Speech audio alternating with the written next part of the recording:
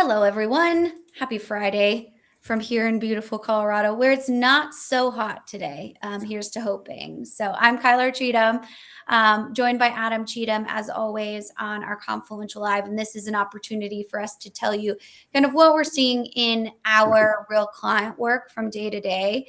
And this one's a good one when it comes to, what this looks like as far as your enterprise conflicting AI reality, right? So I'll let Adam introduce himself here. He manages all of our delivery on the client side, so he kind of brings all of that information to us. But before I do that, just some logistics. So if it's your first time here, welcome. We're excited to have you. If you're joining us again, like we do this on every Friday, welcome. We'd love to hear where you're joining us from. We're live on LinkedIn and YouTube today. If you're coming over from our TikTok and Instagram lives, we're happy you're here. Made the jump to the boring platforms. No offense, but offense. So we're excited to be professional platforms. Yeah. Okay. Whatever. We're professional. We're professional on the talk, right? Just time. Yeah. So definitely drop in your feedback, question, comments as we go through this kind of conversation. And it doesn't really matter what we say, right? It matters what's best for your business. And a lot of times when we come to evaluating, what are all of these kind of dark side of having all of these different SaaS systems within your environment, what does that mean for you, especially for your budget, your operations budget? And how does that actually work? So the thesis kind of this conversation is AI demands a lot of your technology and your technology strategy, data, systems, processes, permission. And it really only makes sense if we understand the architecture all as one and together. So it kind of doesn't create technical debt. Sometimes it does, right? But it just kind of like if you walked into the basement and you turned all the lights on and you're like, what is all of this stuff down here? Type of thing. So with that, I'll let Adam give a quick intro and kind of his 2 cents take on AI creating that kind of redundancies in technical debt. Good morning, good afternoon, good evening, wherever you're joining us from. My name is Adam Cheatham. I'm the CEO of the Confluential, and this is an interesting topic. The idea that AI exposes tech debt, it can also obscure it a good bit too. And we'll talk about some of that today. The challenge I think with AI is going to consistently be trusting it, right? That's I was talking to Kyla this morning. I've got my workout program and my diet stuff, and I've been plugging it into ChatGPT just to see what it says, and it gives me all of this feedback. Right? It gives a lot of feedback, and then I asked it, "Well, why did you do that?" And then it goes, "Wait a minute, I didn't mean it that way." That's like, that can create problems if you're making business decisions on it. I mean, I'm pretty dialed in from a fitness perspective, so I'm just tinkering right now. But I think that's the idea of trusting ChatGPT, for example, in this space to actually provide guidance to the letter of the ruling of it. I think is a little bit misguided. And so, if we are creating documents based on this AI use, especially generative AI, we are creating more content, and that content is questionable, just like any other piece of content is questionable. Just the volume is more significant, and it creates a scenario where you have an increasing volume of information, and you're spending more time managing that information than you are actually using it. So as we start thinking about exposing technical debt in that space, you point AI at an older set of systems, an older set of documents, and those types of things, and you really create more problems with that content. There are other ways of doing it too that I think is an interesting set of tools that are out there now. There are AIs that can crawl your SharePoint page and look for all of the links that have been created by your company over X amount of time and tell you these people outside of your organization have had access to this document for 7 years. You should probably deactivate that link. And that's a cool thing for AI to do. And you can use it as a tool to expose your technical debt as well, where maybe you don't feel like you're getting visibility into it. So there are a lot of different ways to look at this topic. I'm really looking forward to seeing what we get into today. Yeah, absolutely. Well, thank you. The questions are already moving in, so let's just get into it, right? Let's see. Hot coffee, that's a good thing. Yeah, right. Hot coffee in hot Dallas, still hot here. Um, I used to work in Vermont. I lived there. It was like the Arctic tundra. And even in February, when it was like -10, I would still have iced coffee. And the coffee people would be like, you are crazy. But, we like what we like type of things. So, but let's do this one. Is tech debt more of an IT problem or a business problem? Aren't IT's problems business problems, right? Like It's like at the we're end of the day, married or something. I could have uh, predicted that you were gonna say. so I think that tech debt becomes a business problem because it creates tech debt creates more business problems. I think is the easiest way of putting it, because it keeps you from being able to keep up with the times, right? If you're using COBOL right now, your tech debt is probably through the roof, right? We got all of these systems, and tech debt is something that I think is needs to be explained, at least in some context, of taking so much time to maintain that you're not able to advance. Think about it like a credit card with a high interest rate, where you're paying 25% interest on this credit card, and you're making payments on it. They're significant, but you're only paying off the interest. And Mhm, so you got to pay off the interest first before you pay off the principal. And it's the same thing with tech debt. You have to maintain the stuff that you have out there. I hesitate to say garbage because a lot of it is fine, but you have to maintain the existing applications that you have out there first. mhm, A lot of organizations find themselves in a spot where they're not able to do that. mhm, Instead of look forward and what can we do to achieve more. Like if your tech debt payments are so high that they're not touching the principal, you can't move forward, and that creates this backlog of work for IT. That is, I want all of these things to advance this system, and some people, well, we can't do any of that stuff because we have so much. So we got to maintain the system. We can hire more people, and the business goes, yeah, no. no, Uh, and so this is where a lot of organizations are coming mhm, to this point of AI, where traditionally that's been then let's buy a new system. Let's just mhm, replace the old one, exactly. right? There's a little bit of that, which is right. So we're going to divert higher amounts of our actual available cash flow towards paying off that debt, by exceeding the premiums, right? Because at the end of the day, while you're buying a new system, you're still going to maintain your existing system. But the AI side of this that comes into the discussion on tech debt, in my opinion, is I have this old system that I need to maintain. AI should be able to help you accelerate that maintenance, right? You drop your code base into Visual Studio and have Copilot dig at it. Not Mhm. Copilot, Claude. Claude's way better at Oh, I that. was like, "Wait, what?" Uh, so in a lot of those scenarios, right, it's a Yeah. Visual Studio that has a Copilot plugin that Yes, goes to yes, Claude yeah, I for it got you. anyway. So, right, so there's some of that. But do that, and then ask. I had this defect come up. Can you help me find what happened?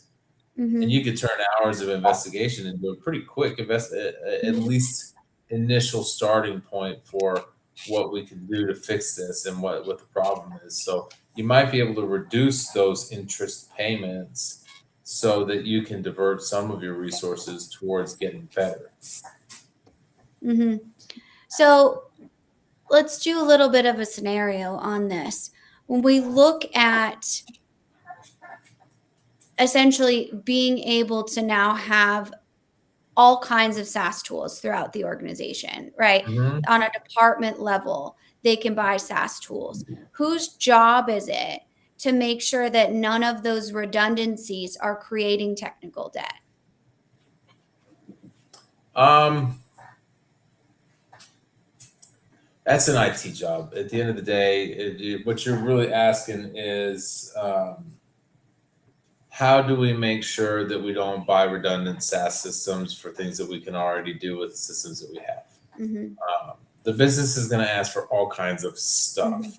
It's not the business's job to know all of the applications that you have available and what they all do. That's mhm, IT's job. So I think that, as we start thinking about replacing things, um, IT needs to be involved in that conversation so we don't buy something that we can already meet the requirements for with something that we're already using.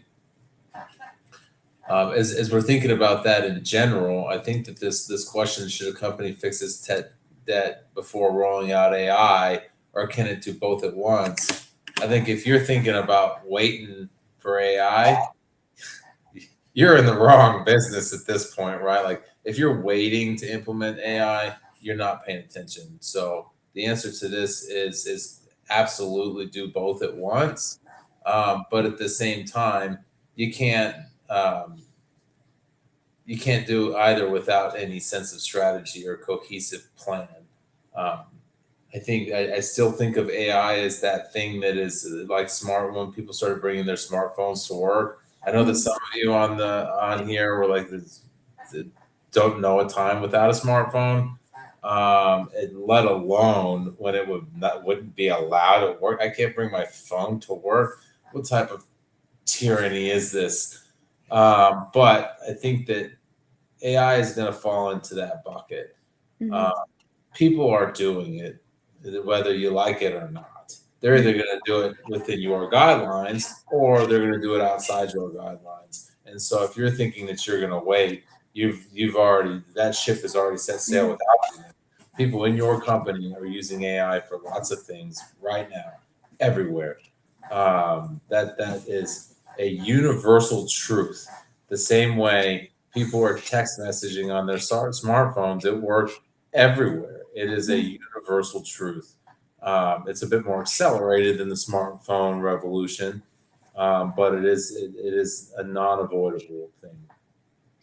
Absolutely. Yeah, I think too, in looking at that, there's a misunderstanding between what AI is, when it comes to what can we roll it out now. You probably already have a lot of it in your organization. You know, that annoying thing when you submit your expense report that's like, this doesn't look right, or this isn't that's AI, right? So there's lots of AI already in the organization. I think the question I'm interested in your feedback in is, how do you prioritize what to fix first? This is the same sort of kind of questioning around, how do you make sure all of those systems that were bought at the departmental level have to actually go through IT to be like, how do you even know about them at that point to get your hands around, especially if Yeah, we're in like a larger global complex organization where we have a variety of different plants around the world. Like, that seems a bit impossible in the modern organization that you're talking about, same one where everyone's texting all day long. yeah. Well, I think that there are a number of different questions in what you're asking, but if we're going to get down to just the directness of the how do you prioritize which tech debt to fix first, you find out what your biggest priority is as Mhm, a company. Who are you as a company? What do you do? mhm, Right? What is it that you're producing or providing that is most closely tied to your revenue? And then what technology do you have that is most closely tied to your cost? And then you look at those both of those scenarios and look for matches, right? If your technology that's tied to your number one producing thing is fantastic, then move on to the next one, right? mhm, But what we're looking for is impact, and we're looking to reduce risk. We're looking to reduce cost so that we can get into a space that is easier to maintain. as we start thinking about the types of software packages that the business has that you don't know about, getting your arms around that's a totally different activity. Partially because the business is off doing what it's doing, and there's a governance challenge in that. But there's another part of it that is oriented towards the business doesn't think IT can do it. And part of it, and in a lot of cases, they're not wrong. IT is managing this technical debt in a system that the business doesn't want, but somebody needs. And so IT is focused on all of that work, and the business is off doing the fun stuff without telling anybody about it. And then that fun stuff becomes technical debt because the business made a bad decision, or the business made a less than optimal decision on which software to buy, and now we have extra. That extra creates more tech debt because now we have to maintain that extra in addition to the mess that we've been working with already, and it compiles. This is where you're running you got a credit card with high interest, and you're just continuing to run it, right? You're running up the bill, adding more purchases. That's what that is. And so how did your interest payments go up? And now you have more to maintain before you can start getting your arms around the whole thing.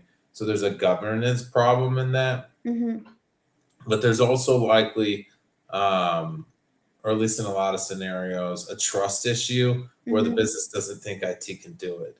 And in a lot of cases, they're not wrong. It's not a competency thing, though. It's a capacity thing. And now the business has AI because they're on the front end of buying all these sweet new tools. They bought this new AI thing, right? And now you're falling farther behind because you got to answer those questions. Cybersecurity team wants to know why these guys are using AI and what they're exposing. Are they putting our company secrets online? Nobody knows, right? But you don't have a policy for that because you've been underwater running your COBOL system or your AS400, trying to make sure it doesn't fall apart at the seams. When you could have leapfrogged the idea, used AI to speed that up and get ahead of it, build a better relationship with your business, and start acting like the technology enablers and partners that you say you want to be. Yeah, I think that's a big piece of understanding kind of what is your overall visibility into knowing what is your technical debt. Like we can't fix it until we have the awareness to see it, and sometimes we don't even know that it's a problem until we're doing things like an audit or those types of less innovative behavior, right, and more disciplined type of behavior, which, in my humble opinion, is absolutely an innovation because it's making the business healthier and more sustainable. So that's a big piece of it. Where's this Here's an question? idea for you, though. How many systems do you think the business has out there? You want to know a quick way to go find out? Sure. See if you can talk finance into running an AI on cash flow out. This is identify all the software subscription payments. Well, in my experience, that's how we start this conversation. Is it usually starts with finance, having someone come in there and be like, "Hey, look at all these costs," and then it kind of bleeds over into IT being like, "We didn't really have time to look at that. Like, we're just trying to like this old legacy system is like holding on by hopes and dreams over here, and we're just trying to help it limp along." And that's a big piece of that conversation is being able to figure out like, okay, well, IT didn't have time for this, but ultimately now that is their job to not only manage this older legacy system, but also everything else that might be siloed in departments that they didn't even know about. So let's do this one. What came first, tech debt or poor governance and ownership? Absolutely poor governance and ownership. I'm going to lay that at the feet of the business. At the end of the day, every system that you can buy is at least semi-modern, right? All of the old stuff nobody wants to sell anymore. So when you buy and implement a new system, it is semi-modern. It has no debt. It has been created. Well, it is created with a sense of it's functional, it's meeting the needs of the business. Are there some bugs? There's some phase two, quote unquote, things that got put aside that now become your tech debt because phase two is actually your first that's your first credit card payment right there, phase two. Um, and the worst part is a lot of that payment often never gets made, Mm-hmm. right? Phase two is like this fictional land of we're not going to do that, but we don't want to say no. So, but again, now we're talking about poor governance, right? We're not talking about ownership and clear boundaries. We're talking about we'll worry about that later, Mm-hmm. uh, type of thing, which is poor governance. That system implemented with strict governance is going to meet the scope more closely and is Mm-hmm. going to be deployed more effectively. So, and if we do a good job of doing it, now there's a big if in that, depending on the software system. When we're talking about things like ERP, Mm-hmm. that's a massive if sometimes. But if we do a good job and we get started with a fresh sheet of paper, there Mm-hmm. is no debt, or it is heavily limited and is Mm-hmm. designed with the intent of being maintainable. Then the debt comes in because we are falling behind. At least in my opinion, I can see how the tech debt could come first in a lot of cases, but I think that the argument still goes back from an inception perspective to poor governance and ownership, and simply Mm-hmm. not saying. Mm-hmm. Yeah. Yeah. Good feedback. So I want to read you from the Harvard research, and Okay, let's do take it. that with All Will. right. The top areas that have that cause technical debt. Okay, so the top five, Okay. and get your feedback on them. So I'm going to go one by one. So the number one cause of technical debt they have over here is code quality, and we kind of talked about that Okay. already. Yeah. So the risk of having old code or code that we don't know how to work, or COBOL, or all of those different pieces, older systems. The second surprised me. I'm wondering if it surprised you.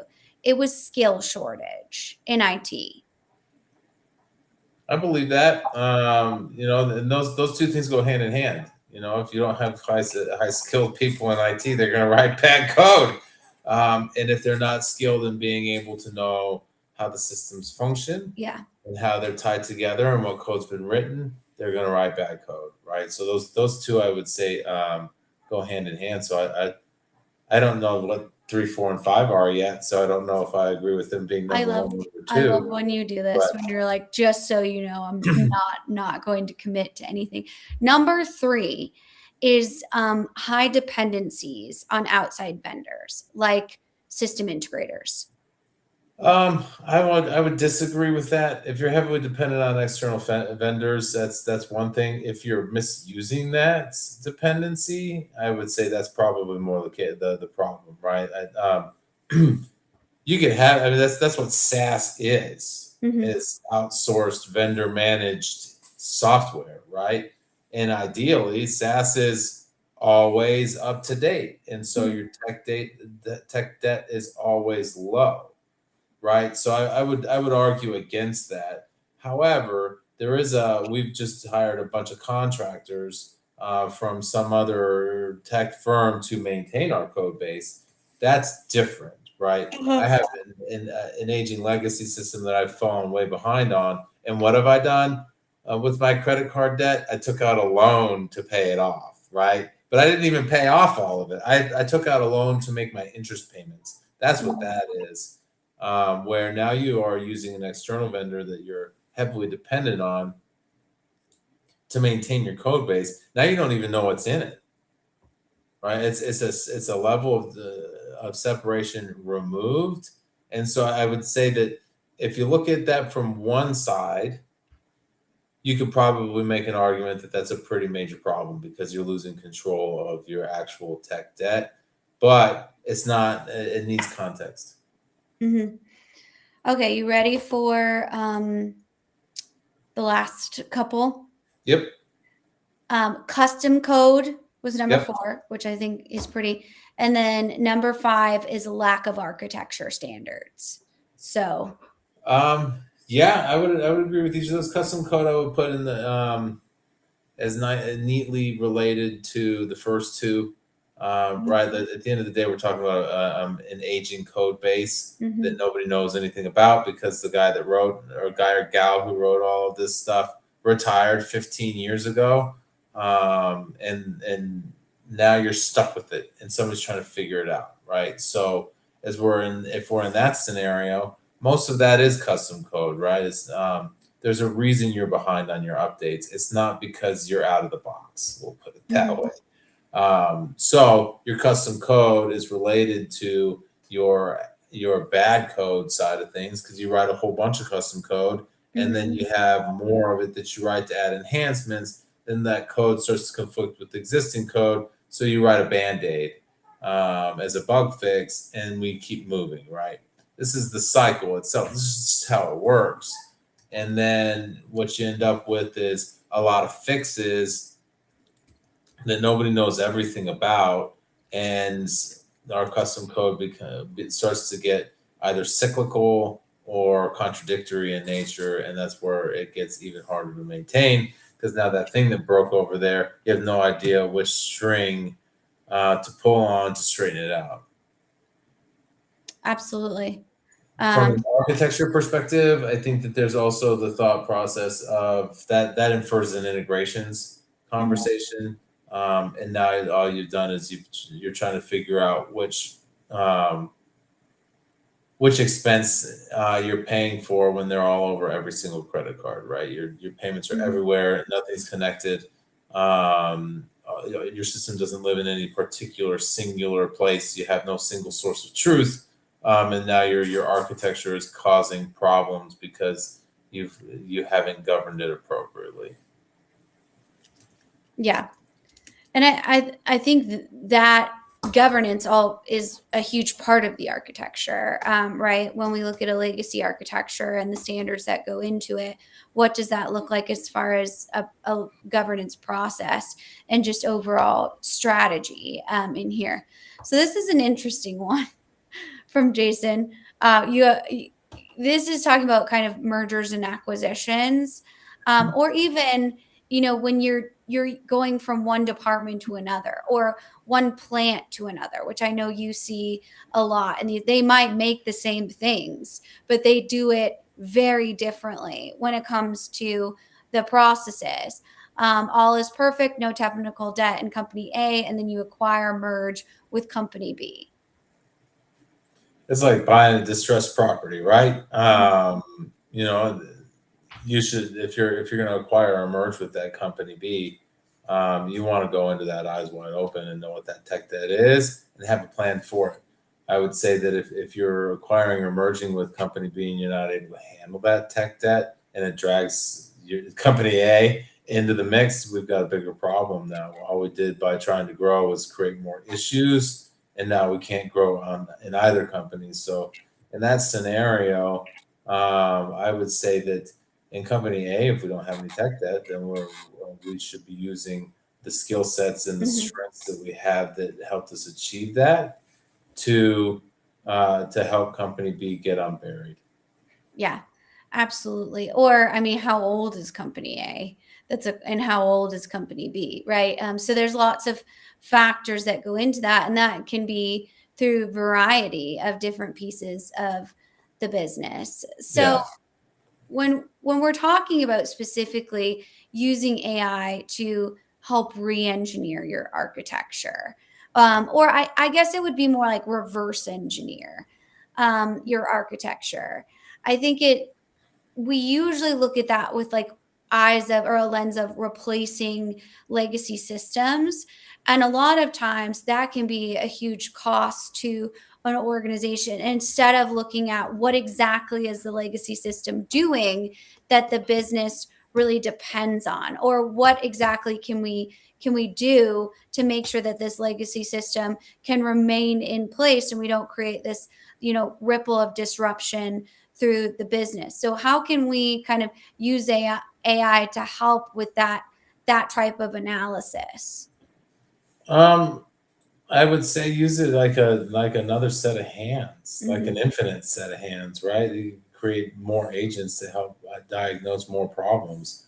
I have a client right now that is they're way behind on their ERP implementation. They started it long before AI was really a thing, and they've been trying to implement it since then. But AI has come along, and so what they're doing is now they're creating agents to do things that their existing ERP can't. But they have an infrastructure that they can build on using their existing ERP and their existing data structure um, to now put the foundation for agents that can do things. We're talking about things like in a modern ERP, the customer should be able to call and say, "Hey, where's my order and when's it going to get here?"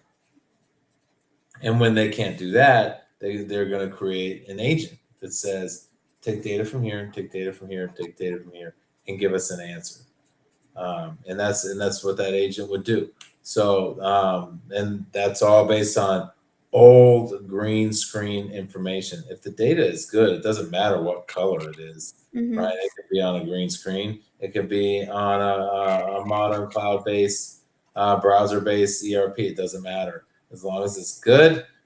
We can use it, and you can use AI to interpret it. So again, AI to interpret that is a key part of the conversation, though. It's something that you can't say as a concrete bet your life on it answer, but it is something that you can run your business on for sure.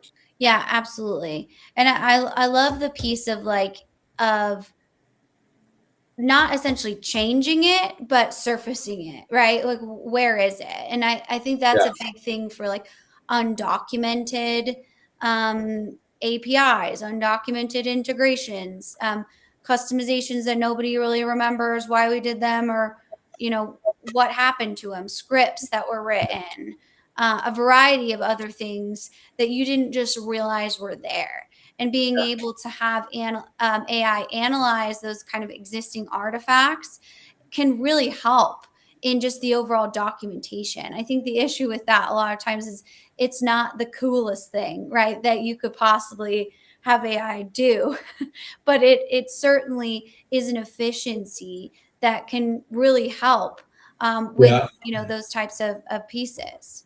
Well, I think what you touched on there is an interesting thought because it's not the coolest thing, right? But Mhm. I've worked with tons of folks who say we need a new ERP because this old green screen is preventing us from hiring young talent, and so Mhm. now our workforce is aging, and all of the smart kids that are right out of college are moving on because they're not. This isn't what they want for their career. They don't want to be printing on dot matrix printers. What the heck is that thing? And why is it so loud?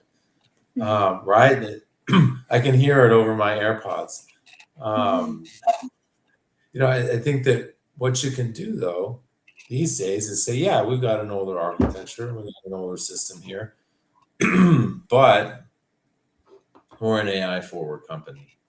And now all of those younger folks are like, hell yeah, let's do this. And that you skip it. You leapfrog that modernization issue, and get more folks involved in the early side of their career by giving them AI to use.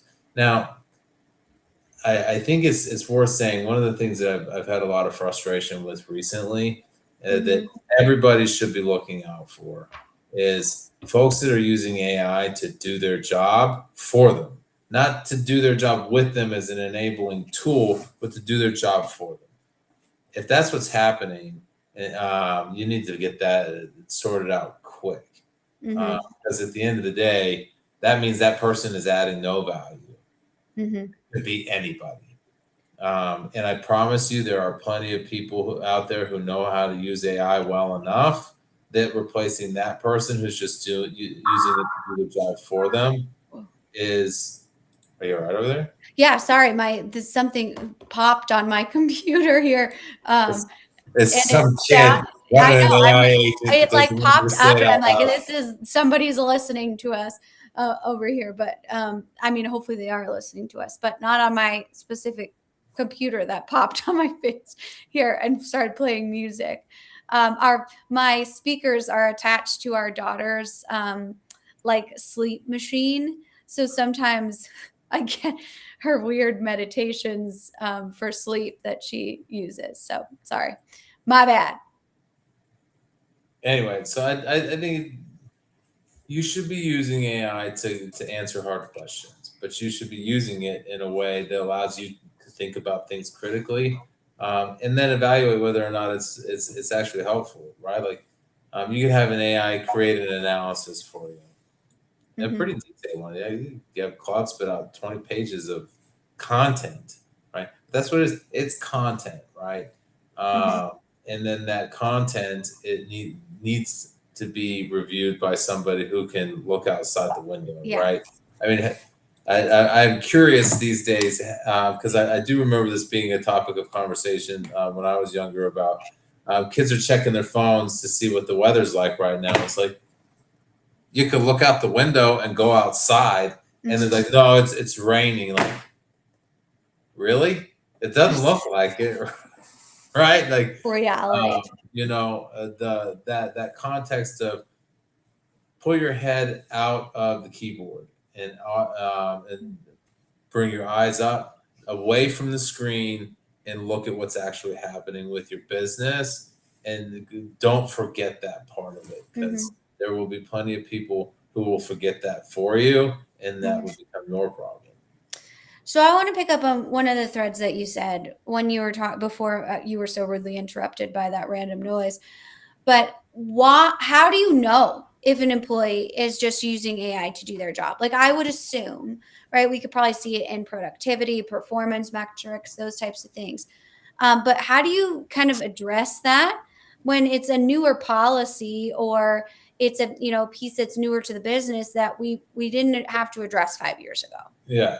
Well, I mean, that's a hard question to answer. I think at the end of the day, it comes down to, um, are they exhibiting, and this is a people management question, not an AI management question, but are the Hmm. folks that are working with you exhibiting some type of a comprehensive thinking skill or no? Right? Here's the answer. And it's, okay, like I don't. I'm the CEO of the company. I'm not going to read a 20-page analysis. I Hmm. want you to tell me what's in it. What are the most important parts of it? And then I want to ask you questions about, why did you focus on that? Why did you focus on that? What about, did you think about this? And if you're running your business like a manager or an executive, you're asking those questions. Hmm. If you're running your business like somebody who doesn't belong in their position, you're reading that analysis and taking it at face value and making decisions based on it because you think it's the answer. And at the end of the day, that doesn't change, and that'll never change in business.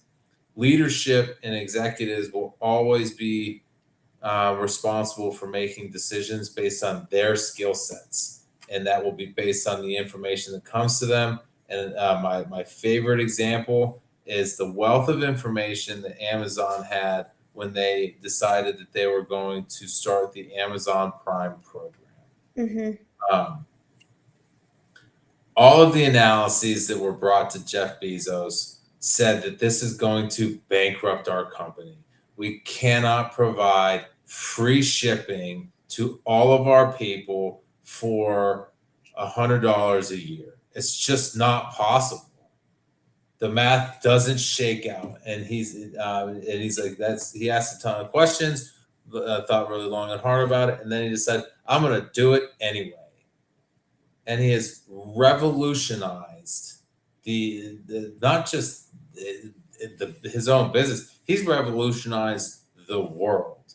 That individual decision that I am going to create this subscription for an annual low cost annual subscription, and I'm going to give away things like free same day delivery. I'm going to do it anyway. And now, how many of you expect somebody that isn't Amazon to tell you it'll be there tomorrow or it'll be there today? Hmm. That a whole entire industry is based on this. You could argue that Grubhub is based on this. I want my food delivered to me right now. I don't care where it comes Hmm. from, and it better be hot. And if that driver steals my fries, they're not getting a tip. Absolutely. And right, you got to be able to see it the whole time. Yeah, Like that, you need that visibility and traceability into like where's the product. And I think that's even moved. We see that a lot in our industry. Even if you're moving massive, plates of steel and things like that, yeah, people still want to be able to see where those types of things are. And that's never really been the standard. But now, as we become, more focused on regulations and traceability and compliance and all those different things, yeah, it is the standard. And you kind of have to meet that new need, whether it's, B2C or B2B, in yeah, that type of just business system need. yeah. Well, I think that there's so much about this conversation, and this has nothing to do with tech debt. So apologies for being way off topic on this, but I think that in my mind, what AI is going to expose is going to be the mental version of what a lack of exercise and dieting exposes, right? It creates an unhealthy scenario where if you're not eating high quality food and you're not getting some level of physical activity, the results are predictable. If you are not thinking about things critically and you are just saying, deliver me McDonald's for every meal of the day, 5 meals a day, because why not? Why not eat 5 times a day? That sounds great. More is better, right? Um, Deliver me information that I can simply make a quick 5 second decision on at all moments of the day as you run your business. Your mental aptitude for this is going to suffer. And what you're going to do, instead of AI exposing a technical debt, AI is going to expose a mental capacity debt for being able to handle the actual functions of your business smartly. And you're not going to know, your people aren't going to know why they're doing these things. They're just going to be doing them. And there's going to be no upwards trajectory or anything like that, except for the people who are going to say, I'm going to use AI to help me do hard things, as opposed to I'm going to use AI to do the hard things for me. Absolutely. I think we should just end there, to be totally honest. That was like Well, the five, the 5. it's a soapbox thing. I think that I really frustrate with this is there's a millennial version of this in here. My camera's off. Um, there's a millennial piece of this that I think is funny to bring back to. And I remember growing up in school where the teacher said, well, why do I have to do this math this way? Because there are calculators for that. And the teacher says that you're never going to have a calculator in your pocket. Right now, I got more than just a calculator. I got a freaking computer in my pocket Mhm. at this point. I could do anything I wanted to. But you want to know something? I still know how to do math, because when I ask AI a question about this, that, or the other, and it gives me an answer, I know enough to say, does that sound right? And at least challenge the conclusion on it. And that's something that I think is really relevant today to for folks who have only used calculators and they have never sat down and done longhand math. And I Mhm. think that is going to compound with AI, because now it's not just math. I mean, shit, you could ask it to do a full blown physics analysis on velocity and force on whatever it is you want. If like that whole conversation of train A leaves the station at whatever time and train B heads northwest at a different angle. When will they collide? Um, the and with what force and all that stuff. You can model all of that stuff out using AI now. But how do you know at this point Mhm. that that's correct at all? Mhm. Because it's what you just ignored is the fact that train A and train B are on totally different sets of train tracks. Yeah. So they will never collide. We didn't ask that question because we were busy asking AI a different question that we didn't look for context on. So don't let yourself get lazy with AI doing your job. Use it as a tool to make you smarter and weed out the people who aren't. Because from my opinion, the long term, the most dangerous long term thing you can do with AI is let your people become use it to replace themselves. Yeah. Some of you have never done calc, and it shows. I've never taken calc in my life. So, I took it and lots it of shows. times. And it shows in our children's math homework mostly. But you know what? I like to use AI to make my efficiencies. I can take a picture of my kids' math program homework and it solves it for me. So that and it even gives me step by steps to walk them through. Does that make me stupid? I don't think so. That makes me using my resource. Would I ever tell them that? Absolutely not. So there has to be a quality of keeping I the use learning. AI to generate all my financial reports for my company, and I give them to my CEO. Would I ever tell my CEO that? Absolutely not. He doesn't need to know that I have no idea what those numbers are. That doesn't mean I don't know what the numbers are. It means I'm multitasking. Okay. Fair enough. So yeah, geez. But so let's leave our conversation with a few things that we can take home as homework when it comes to these types of understanding of just the financial discipline that it takes to run this amount of systems, and how to really look at AI leveraging your ability to analyze your technical debt. What are kind of the 2 to 3 things you want to leave everybody with? Number one, use it to ask it where your problems are. Right. Put your technical debt in AI. If you can do it in a protected manner, put some of your code in AI and ask it, what's the problem? Where are the problems? How can I deprecate this code in a way that allows it to be more efficient? How do I add this function? How do I solve this problem? I would say use that type of tool. Don't depend on it entirely because there are lots of issues with that approach, but use it as a direction to head in because it will help you with 80% of your problems. And that's a massive, massive lift for folks. Mm-hmm. Number two, don't think that AI is going to be something that you should wait on. Start using it as a tool to accelerate other areas so that your technical debt is de-emphasized. And Mm-hmm. number three, don't forget that it's not the AI that's doing the job; it's the people that use it. It's a tool. It is not an answer.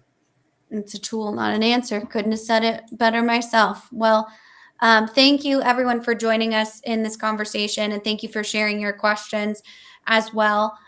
If you're watching this after the fact, definitely feel free to still drop in the comments. We come back in and check those.